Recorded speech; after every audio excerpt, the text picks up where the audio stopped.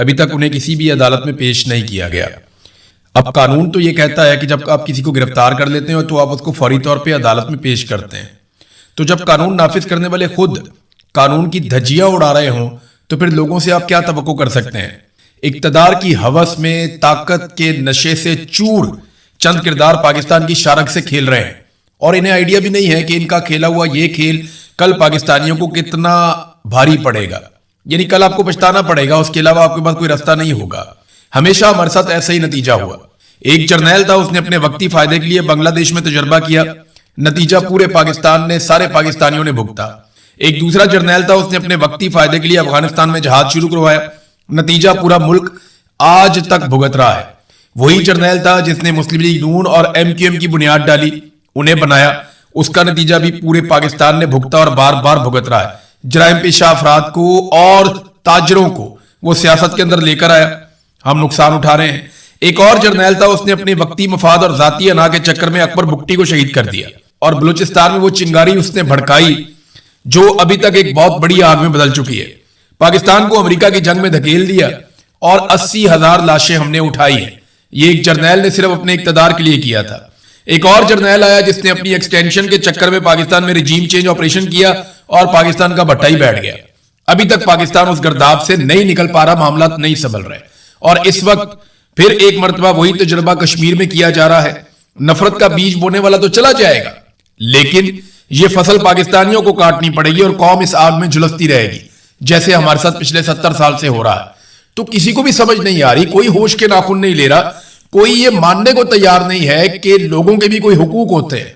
बस बंद कमरों में फैसले करेंगे, हम चीजें मुसल्लत करेंगे, हम जो कहेंगे पाकिस्तान वैसे ही चलेगा क्योंकि हम आसमान से उतर कर आए हैं, हमारा दिमाग शायद ज्यादा काम करता है और अवाम कीड़े मकोड़े, उन्हें कुछ समझ नहीं आ रहा।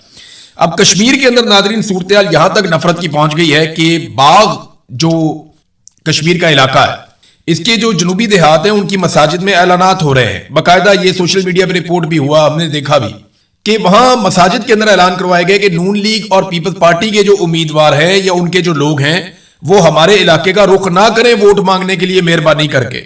अब इस लेवल तक नफरत को फैलाया गया है, लोग ये चाहते ही नहीं है कि वहां पे कोई वोट मांगने आए। तो पाकिस्तान तहरीक इंसाफ के अंदर भी एक डिबेट चल रही है, एक बहस चल रही है कि पाकिस्तान तहरीक इंसाफ को ये इलेक्शन आजाद कश्मीर का लड़ना चाहिए या नहीं लड़ना चाहिए। देखिए, ये फैसला तो पाकिस्तान तहरीक इंसाफ ने खुद करना है या तहरीक इंसाफ के लोगों ने करना है। सोशल मीडिया पे पाकिस्तान तहरीक इंसाफ के लोग अपनी अपनी राय दे रहे हैं, लेकिन चंद चीजें हैं जो मैं आपके सामने रख देता हूं जो रिकॉर्ड का हिस्सा थी और वो रहेगी। नंबर 1, पाकिस्तान तहरीक इंसाफ को एस्टेब्लिशमेंट कभी भी आजाद कश्मीर में हुकूमत नहीं बनाने देगी। अभी आपने देख लिया कि उनको बल्ले का निशान मिला और फौरी तौर पे सुप्रीम कोर्ट ने उनसे बल्ले का निशान छीन लिया। आज के दिन में दोबारा वहां पे समाअत भी होनी है। लगता तो नहीं है कि बल्ले का निशान मिलेगा, लेकिन मिलेगा तो इन कंडीशंस के साथ मिलेगा कि आजाद कश्मीर में पाकिस्तान तहरीक इंसाफ को हुकूमत नहीं दी जाएगी। नंबर 2, बल्ले का निशाना उनके पास फिर नहीं है। नंबर 3, इमरान खान पहले ये कह चुके हैं 2008 के इंतखाबात में, जब इमरान खान साहब ने बाइकआउट किया था आम इंतखाबात का, तो इमरान खान साहब ये बार बार उसके बाद कहते रहे कि उनकी जिंदगी में जो सियासी गलतियां हैं उनमें सबसे बड़ी गलतियों में से एक गलती ये थी कि उन्होंने 2008 के आम इंतखाबात का बाइकआउट किया था, जो उन्हें नहीं करना चाहिए था। नवाज शरीफ जिलावतनी में था, 2002 में पाकिस्तान में इंतखाबात हुए, लेकिन नून लीग ने इलेक्शन में हिस्सा लिया और पीपल्स पार्टी ने भी इलेक्शन में हिस्सा लिया। बदतरीन हालात रहे, डिक्टेटर थे, लेकिन इसके बावजूद ये सियासी जमातें इलेक्शनों में हिस्सा लेती रहीं। अब मामला ये है कि इमरान खान साहब खुद ये कह चुके हैं कि 2008 में इंतखाबात ना लड़ना उनकी एक बहुत बड़ी सियासी गलती थी। नंबर 4, मुझे बेनजीर भुट्टो की एक बात याद आती है। बेनजीर भुट्टो जब जिंदा थी तो आखिरी दफा वो लाहौर आई, तो वो जहां जहां गई बतौर रिपोर्टर में वहां साथ साथ जा रहा था। तो बेनजीर भुट्टो कुछ सियासतदानों के साथ बैठी हुई थी और वहां पे कुछ बहस चल रही थी और हम रिपोर्टर भी वो बातें सुन रहे थे। तो मुझे उनका एक जुमला याद है बेनजीर का, उन्होंने कहा था कि जहां भी पाकिस्तान में पीपल्स पार्टी का एक भी वोटर मौजूद होगा हम उसे तीर का निशान जरूर देंगे। यानी उन्होंने कहा कि किसी जगह में अगर हमें सीट नहीं भी मिलती तो हमें अपना उम्मीदवार जरूर खड़ा करना है हर जगह पे इलेक्शन में, ताकि हमारा कोई एक भी सपोर्टर वहां पे है तो उसे बैलेट पेपर के ऊपर तीर का निशान मिले और उसके ऊपर वो ठप्पा लगाए। ये बेनजीर भुट्टो की सोच थी। इमरान खान से मुलाकात बिल्कुल बंद है, तो इस फैसले में इमरान खान साहब तो कुछ कर नहीं सकते। 5वां नुकता ये है कि जाए जाके इमरान खान से पूछेंगे जनाब हमने इलेक्शन लड़ना है या बाइकआउट करना है, तो वो इमरान खान साहब से अभी राब्ता हो नहीं रहा। नंबर 6 ये है कि اگر پاکستان تحریک انصاف یہ الیکشن نہیں لڑتی تو آنے والی اسمبلی میں پاکستان تحریک انصاف کا کوئی کردار نہیں ہوگا. یعنی وہاں پہ جو ایوان بنے گا, جو اسمبلی بنے گی, اس میں تحریک انصاف نہیں ہوگی, اپوزیشن ہوگی ہی نہیں. نون لیگ اور پیپلز پارٹی آپس میں مل کے ہی حکومت اور اپوزیشن بنا لیں گے. مسلم کانفرنس ان کے ساتھ ہوگی, فضل الرحمان صاحب بھی ان کے ساتھ ہوں گے, تو یہ خود ہی فیصلہ کر لیں گے کسی نے حکومت میں بیٹھنا ہے اور کس نے اپوزیشن میں بیٹھنا ہے. آئی پی پی ان کے ساتھ شامل ہو جاتی ہے. آپ کو پتا ہے ان کو بھی سیٹیں سوٹیں آج کل دے دی جاتی ہیں اسٹیبلشمنٹ کی جانب سے, ان سے جو وعدے کیے گئے ہیں. تو معاملہ یہ ہے کہ اسمبلی بالکل خالی ہو جائے گی تو اس میں عملی طور پہ اپوزیشن نہیں ہوگی اگر پاکستان تحریک انصاف بالکل ہی اس ایوان کے اندر شامل نہیں ہوتی.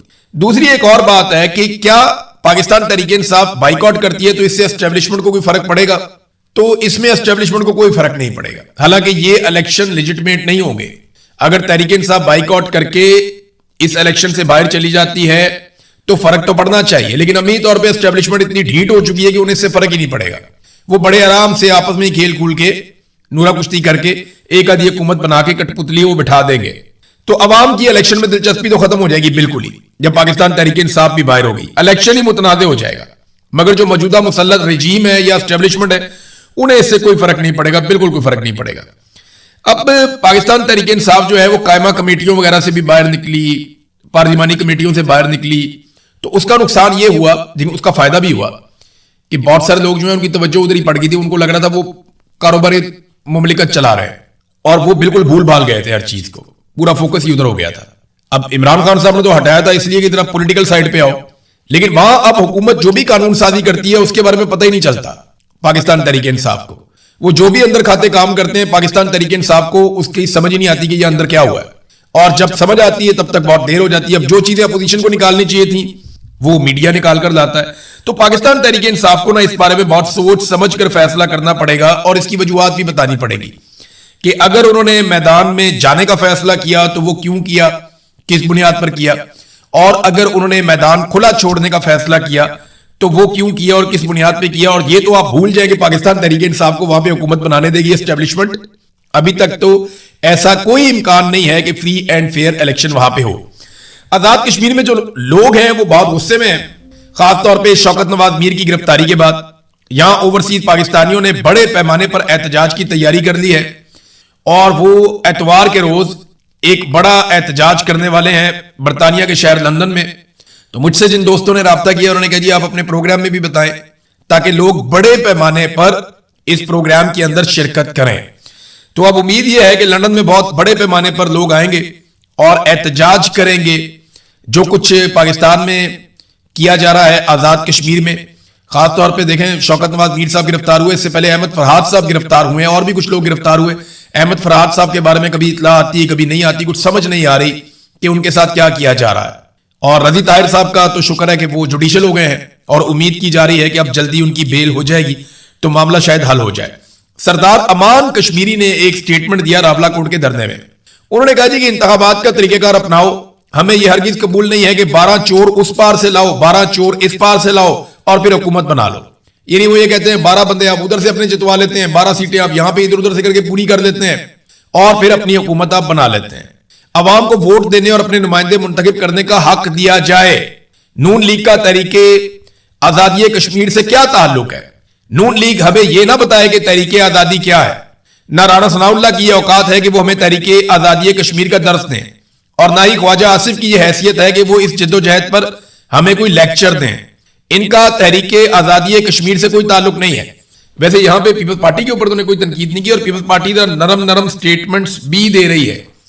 مثال کے طور پہ جو یہ خبر ہے میرے پاس, یہ جیو پہ چھپی ہوئی ہے, یہ جو وزیر اعظم آزاد کشمیر اس وقت ہے فیصل راٹھور, جنہوں نے کلعدم قرار دیا جوائنٹ عوامی ایکشن کمیٹی کو, جن کے بعد اختیارات ہیں, جنہوں نے چاروں کے سر کے اوپر انعام بھی رکھا, جن کی حکومت نے 4 رہنماؤں کے سر کے اوپر انعام رکھا گیا, جن میں سے اب ایک جبری طور پہ لاپتہ ہے, یعنی ان کا کچھ پتہ نہیں ہے, گرفتاری نہیں ڈالی گئی, نہ ہی کسی عدالت میں پیش کیا گیا شوکت نواز میر کو, اور یہ اب ایک نارمل چیز پاکستان میں سمجھی جا رہی ہے.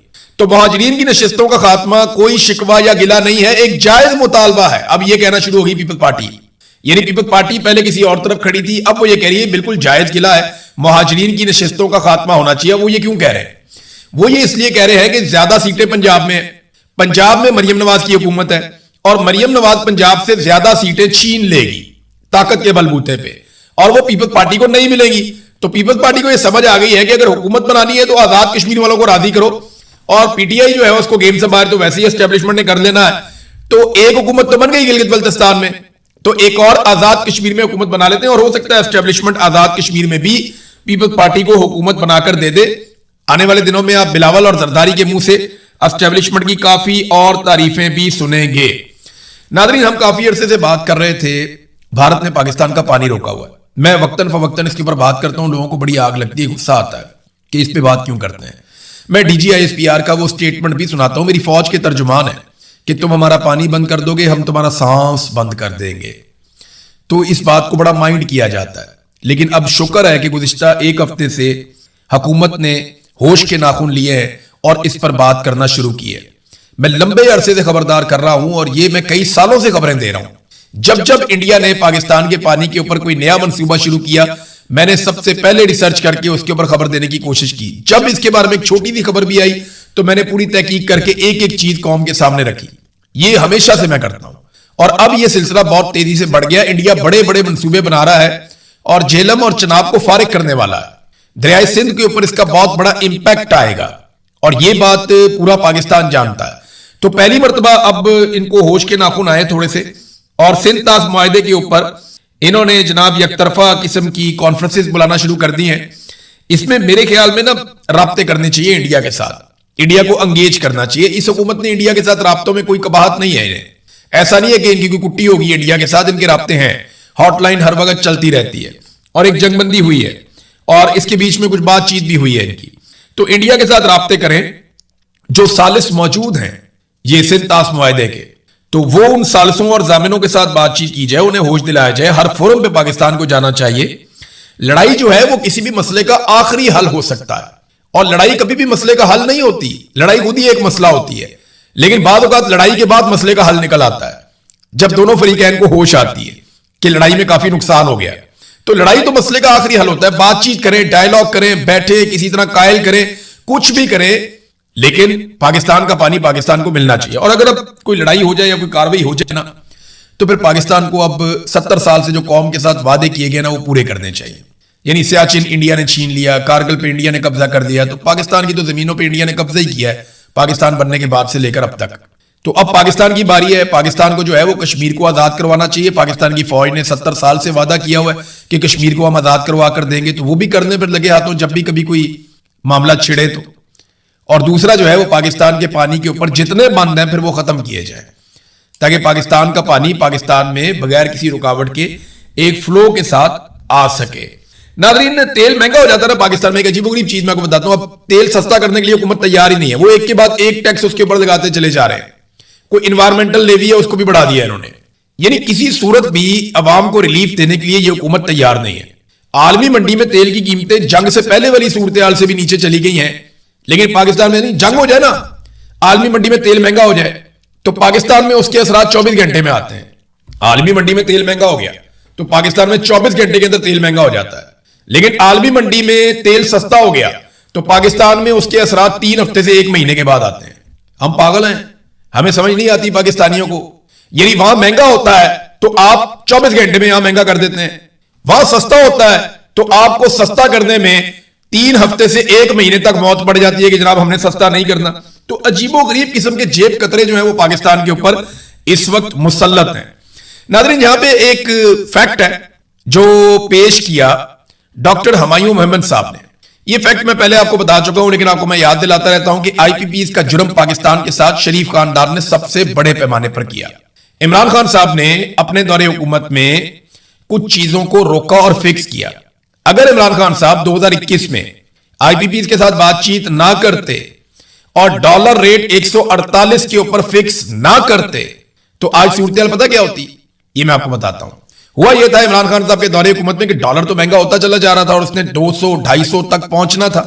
عمران خان صاحب کے دور میں جب ڈالر کا ریٹ 175 تھا تو عمران خان صاحب نے آئی پی پیز کو اس بات کے اوپر قائل کر لیا اور ان کے ساتھ معاہدہ کر لیا کہ آپ 148 پہ فکس کر دیں، ڈالر چاہے 500 کا بھی ہو تو آپ کو 148 کے حساب سے پیمنٹ کی جائے گی۔